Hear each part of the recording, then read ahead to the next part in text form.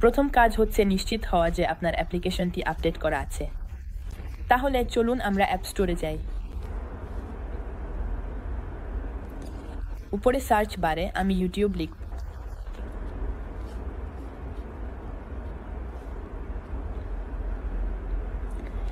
ইউটিউবের ডান পাশে হয়তো লেখা থাকবে আপডেট করুন অথবা ওপেন করুন।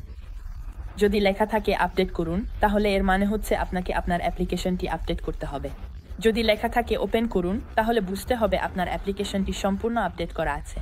আমরা নিশ্চিত হই যে কোনো অ্যাপ্লিকেশন আপডেট আছে, কারণ এতে সাধারণত বাগ বা ধীরগতির সমস্যা দূর হয়। অ্যাপ্লিকেশনে যে কোনো সমস্যা পরবর্তী আপডেটে ঠিক করা হয়। তাই সবসময় গুরুত্বপূর্ণ আপনার অ্যাপ্লিকেশন আপডেট আছে কিনা তা যাচাই করা। তাহলে এই পরবর্তী টিপসের জন্য আমি ইউটিউব খুলব। আপনাকে নিশ্চিত করতে হবে যে আপনি একটি গুগল অ্যাকাউন্টে লগ ইন করা আছেন। তাহলে উপরের ডান কোণে যান এবং আপনার প্রোফাইল ছবিতে ক্লিক করুন।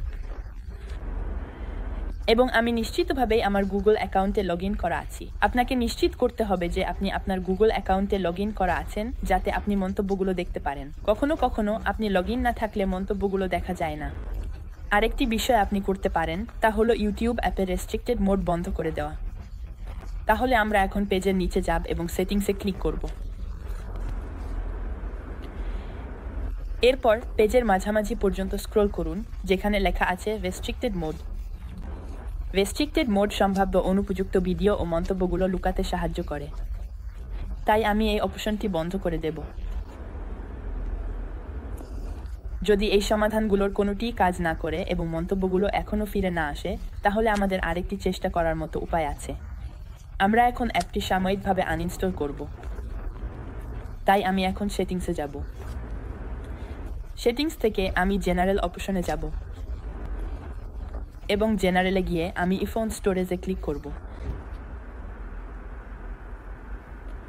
আমি স্ক্রল করব যতক্ষণ না ছবি লেখা দেখতে পাই। আমি সেখানে ক্লিক করব, তারপর অ্যাপ ডিলিট অপশনে ক্লিক করব এবং এরপর কনফার্ম করব। এতে অ্যাপের ক্যাশে ক্লিয়ার হয়ে যাবে। এটা এক ধরনের অ্যাপের রিসেট করার মতো।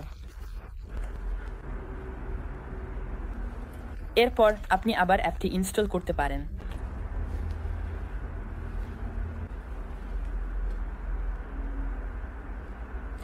এবং আপনি সফলভাবে আপনার অ্যাপটি সাময়িকভাবে ডিলিট করতে পেরেছেন।